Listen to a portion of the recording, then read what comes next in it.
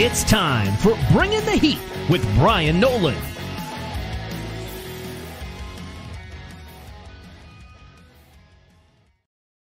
All right. What is going on, ladies and gentlemen? It is another edition of Bringing the Heat with Brian on yours truly, week of August the 21st. 2 races left till we get the playoffs cooking. But before that, we got 2 races, Daytona and then Darlington.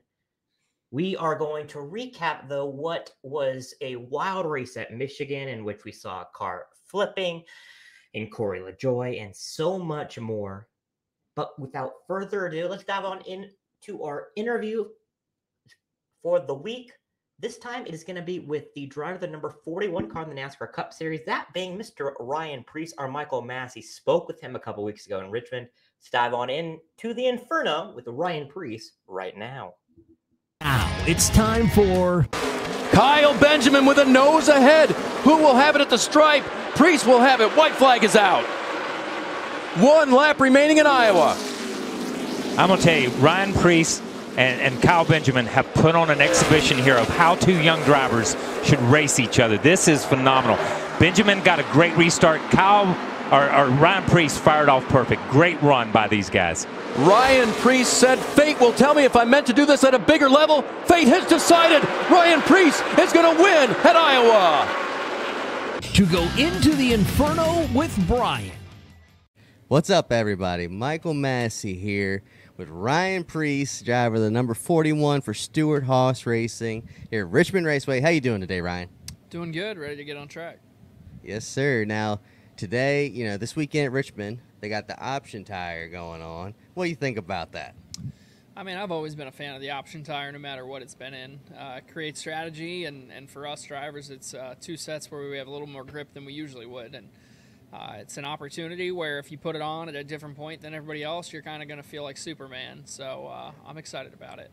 For sure. Now, how did you spend the 2 weeks off, Olympic break? Did you take any time off, or were you still grinding? What was the deal? Yeah, I took some time off. I went back to New England for a few days, and then we went to the Outer Banks, and it was a good little reset. So, but we got this final stretch, and I'm ready to get going.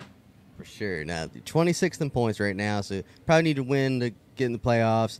Is there any track where you got circled like this, your best shot to win before the postseason? I mean, to be honest with you, we ran really well here last year.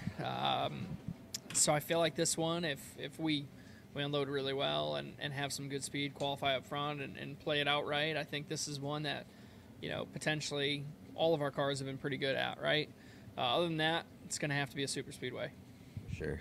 Now, we got the news earlier in the year, the team's dissolving. First off, what was the process for you finding out about that news? Well, I think it was kind of like everybody else. Where there's smoke, there's fire. So you knew something was going to happen, and eventually we all found out. So, but yeah, no. How do you end strong with this team? How do you end your tenure here strong? Well, I think it's actually really difficult for all of us, just because the announcement. The announcement was made so early. That was a good thing, but at the same time, you're losing people left and right.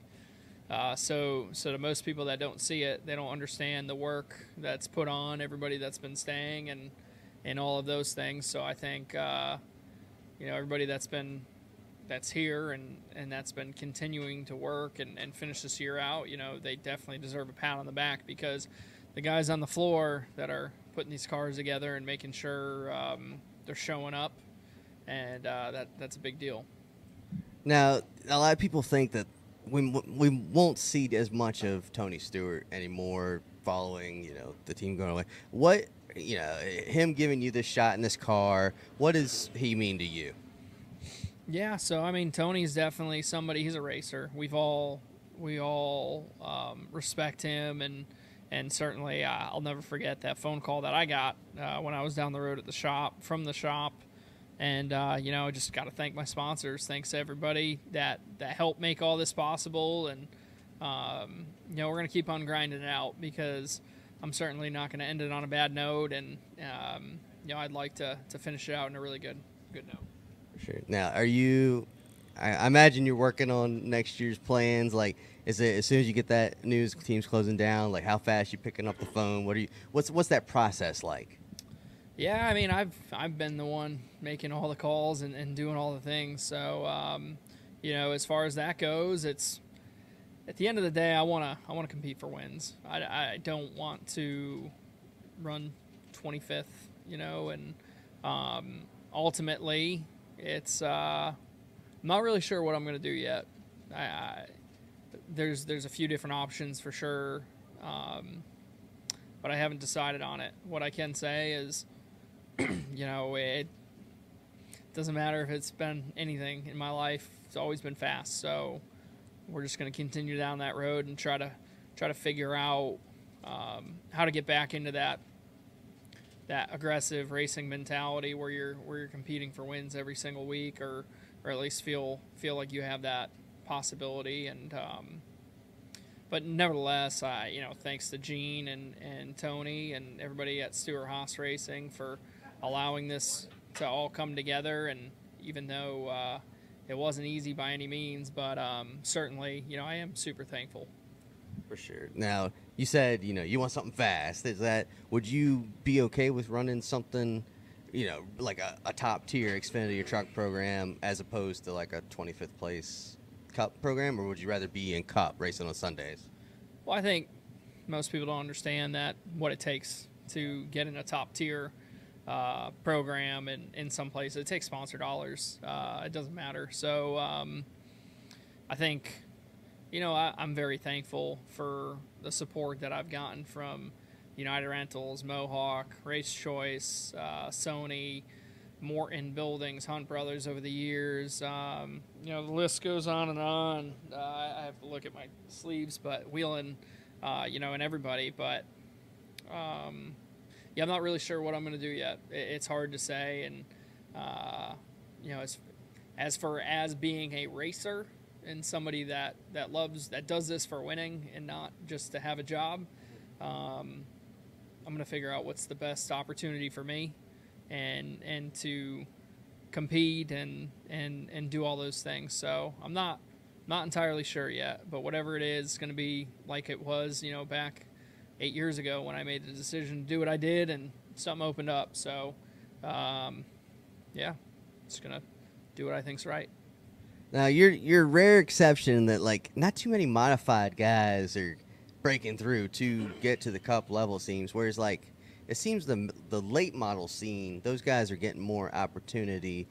Like, how do we switch it up so the modified guys are kind of getting as many shots as maybe the late model guys are getting? Well, I mean, a lot of the modified guys that you hear about are hired to drive race cars. They aren't hiring teams. Yeah. So it's a little bit different. And so it was cool to see Justin Bonsignor get that opportunity when he did, and Doug Coby when he did that one race at Bristol. You know, these guys, a lot of us up home, we're racers, and we're doing this for, I was doing it for a living, but you know, guys like them, they have businesses. They don't rely on racing. So you know, as far as more racers, I have more respect for people up in the Northeast or people sprint car racing and doing those things than I do. You know, I just love watching them because I understand the grind that they do and all those things. So, you know, what would it take to get more opportunities for those guys?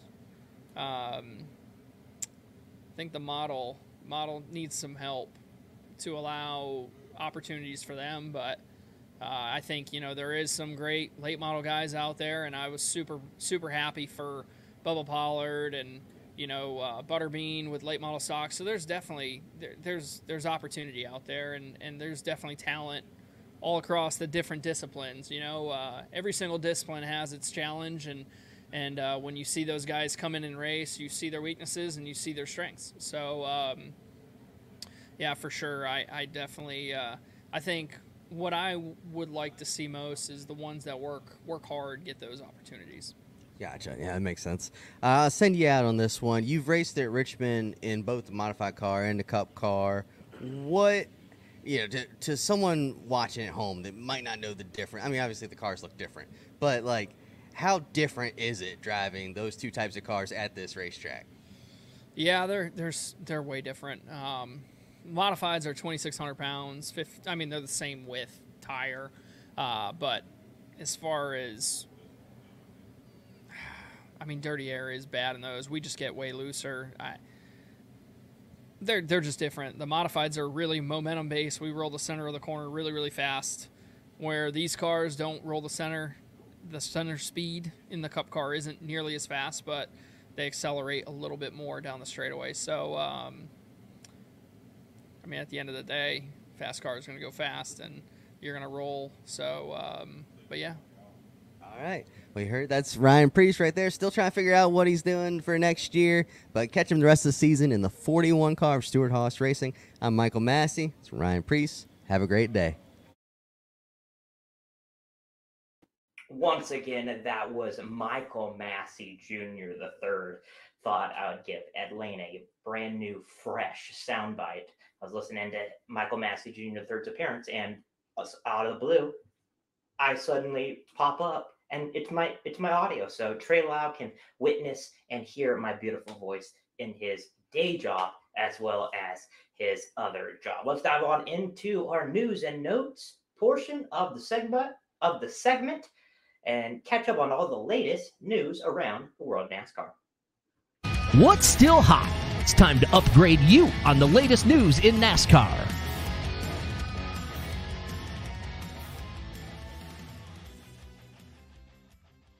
Bring in my co-host at this time. He is our content director for all the things NASCAR for the website that we are a part of called FrontStretch.com. You have heard him once, twice, and many a times. You're going to hear him many times again. Steven Stump joins the program. Steven, how's it going, my friend? And we're almost to the playoffs, buddy. Are you ready? Oh, yeah, I'm definitely ready. You know, it feels like this year's gone by very fast. I mean, now, you know, we're 2/3 of the way through, and then it's the playoffs. I know. No, I was actually at work today thinking that same thing. I'm like, it's already late August. We got like 12 races left, and then the season's done. Like, that's mind-boggling. That's bonkers to me. So I thought the same thing, which is really crazy. One thing that we're not going to be seeing, but we're going to be seeing the start of next year, that is the return of Bowman Gray. It was announced on Saturday Saturday evening that Bowman Gray will be the host for the 2025 Clash. That replaces the Clash at the LA Coliseum from the past 3 years. Steven, it's a bull ring, and there's going to be tempers flaring. Is this the right move for NASCAR? So in terms of, I think, the actual race that it'll put on, I think Bowman Gray and the LA Coliseum are going to be about the same. And in that regard, I think it's going to be about a lateral move.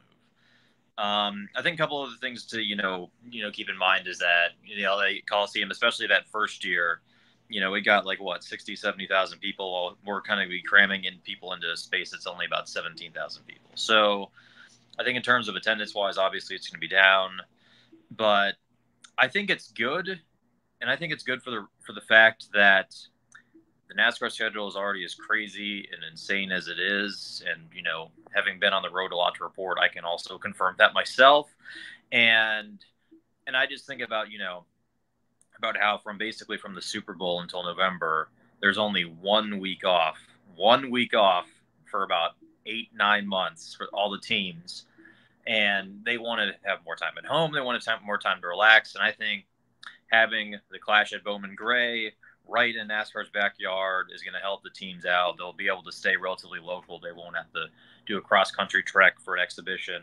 So I think in that regards, to, keeping the teams happy, reducing costs, I think Bowman Gray is the correct move. The only big thing for me is going to be, Steven, the weather. I mean, it's early February. It's the first week of February, and it's going to be potentially 40 degrees. And we all know how short track racing and cold weather do not mix whatsoever. So hopefully there's a sudden heat wave in the beginning of February.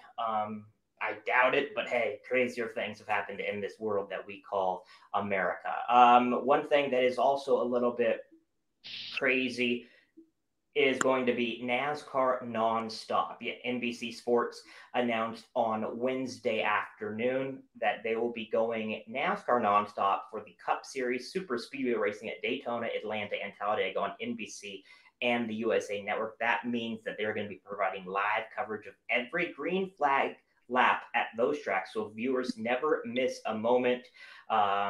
We've seen the radio style broadcasts such as Watkins Glen, Chicago Street Race.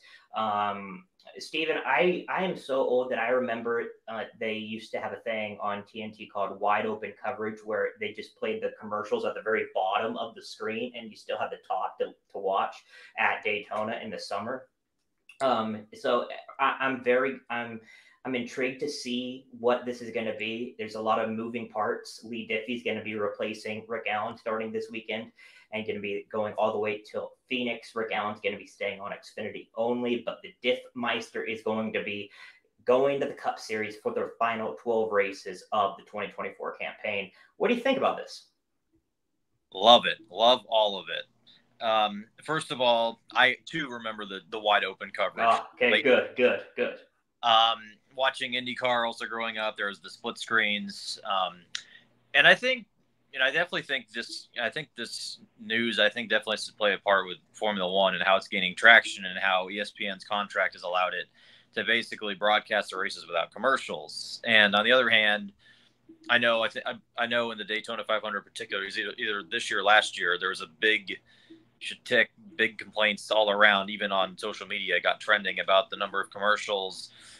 And, especially, and it's one thing, at a race, but, the super speedways, it's like there is nonstop action. You can go away and you can miss so much that happened that you can't, that you really can't afford. You really can't afford to, go away. So I love the innovation, the fact that it's going to be nonstop green flag racing for the entire race. And my hope is it would be awesome if we could have something like that for every single race next year.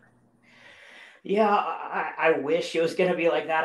I don't know that it will be. I mean, maybe Amazon or Turner, they're going to be doing something a little bit different. That'd be cool. I'd love to see Amazon. I know you're a stat wizard. I don't know if you've seen those like stat broadcasts that Amazon does on Thursday Night Football. Maybe something among those lines, NASCAR related, that Amazon could do. It just throwing that out there. So you never know. We could see maybe them trying something different. Another person that tried to make something different was Austin Dillon and RCR. They tried to make the difference in having a penalty go away, but it did not, sort of. The National Motorsports Appeal Panel heard the appeal, and upon hearing the testimony, this is according to the email that we got, the panel found the following penalty or punishment to be incorrect. That was just the spotter penalty is excessive, and the suspension is reduced to one race, aka time served. With that being said, NASCAR represents elite motorsports, and as such, its drivers are expected to demonstrate exemplary conduct if it's the series championships are to be validated. In this case, the line was crossed. Now, obviously, RCR says that the team is going to appeal for the final. They said RCR is disappointed in the results of today's hearing. This is according to their Twitter at RCR Racing. They said, and I quote, "We plan to appeal the decision to the final appeal officer." I would assume that is going to be heard before Darlington. Not really surprising. Any chance that this gets overturned by the final one sometime next week? I have to say no. And I think for the fact that if it gets overturned, like, again, it just opens up that Pandora's box. It opens up that can of worms that NASCAR did a really good job of shutting when they handed out the penalty in the first place. I mean, I'll get to the actual Richmond ending in a minute, but in terms of, especially for the championship and racing for a title, I mean, we saw the Truck Series race at Phoenix last year. It was a freaking joke. Is that really what we want to have? And just given how much evidence there is between the spotter communications, the SMT data of Dillon's actions, how far back he was to even get to Logano in the first place, I think and I think it's different if it would be just Logano spinning, but when it's not one car but two cars at the end of the race, I think it's going to stand. I think, again, like if it gets overturned, you know, again, that's it's open season for everyone to, you know, do whatever they want for a win. Maybe some drivers won't do it, but again, after what happened at Richmond, we don't need that happening every single week. NASCAR needed to do something, and I believe that penalty will stand. Let's dive on into our soundbite of the week, where we hear from a guy that went upside down on Monday afternoon. Well, Tony, what angered you at the end of the race? What did you take issue with? What the hell do you think I was mad about? Dumb little runs us clear down to the infield. He wants to about everybody else, and he's the one that drives like a little. I'm going to bust his ass. Thanks, Tony. Thank you. And short track racing. It's time for the Soundbites of the week. So your tire said it looked like a gust of wind lifted you. Something did. I don't know if it was off arms of an angel or what it was, but that thing was up quick. It should go up that quick, though, should it? I'm not an engineer, Bob. I don't know. Probably should try to not flip it in the first place. That would probably be the first thing to do, but it sucks. Any of the hits hard, as far as that? The grass ones were the hard ones, right? When it's pow, pow, pow. I was wearing a mouthpiece sensor, something that's. Once again, that was Corey LaJoie after going airborne on Monday afternoon. Steven, I mean, it's a little frightening that a car can go that airborne that quickly with basically no contact. I mean, he was kind of side drafting the 10, but still, it was nothing that it was very visible. A little worrisome or not worrisome at all? I think Michigan presented an extra special set of circumstances. And let's not forget that was not even the only flip of the weekend. We also saw Kyle C go upside down in almost the exact same manner that Corey LaJoie did, even, hitting the inside wall kind of on his side upside and then flipping over in the grass. But I think, well, first of all, the speeds in Michigan were huge. Cars are reaching, in the top race, they're reaching up to 205 miles per hour. Heading into the corners at some points, at least getting to 200 on a regular basis. And you factor that in, and there's also a ton of wind. And in both cases, there was a huge headwind, which probably definitely, I think, played a part in getting the 7 car over. But yes, again, that said, though, it did look super weird. Like, it looked like NASCAR Racing 2003 physics or something like that. When I first saw the replay of LaJoie's flip, it's just like, like we all said, the reflex was deployed, but the car just immediately caught air and went over. But, given the faster speeds of Michigan and, also the huge wins they had, I think NASCAR should obviously take a look at what happened. And that's exactly what they're doing. They brought the 7 car back to R&D. But I don't think there's any reason for it to concern unless it happens at another similar track, sometime down the road later. I mean, there's also not really like a track like Michigan anymore, I mean, it used to be Fontana, but Fontana's not there. Rest in peace. We lost a good one out there in San Bernardino, but I digress. So, I mean, Michigan's kind of an odd duckling. Maybe if it happened at Pocono, I mean, I don't know. Just a really, really weird deal, and thankfully he was all right. Hopefully we don't see any flips this upcoming weekend in Daytona. Steven, let's dive on into our final thought segment where we want to rant, rave, or anything in between. It's going to be a drag race all the way back to the start-finish line. No caution. They're side by side, right to the line. Big crash. Here they come. Checkered flag. The checkered flag is out, and it's time for the final thoughts. Thought segments in the air, whatever you want to rant, rave, or anything in between. Steven Stump, the floor is yours, brother. I got 3 things. Oh.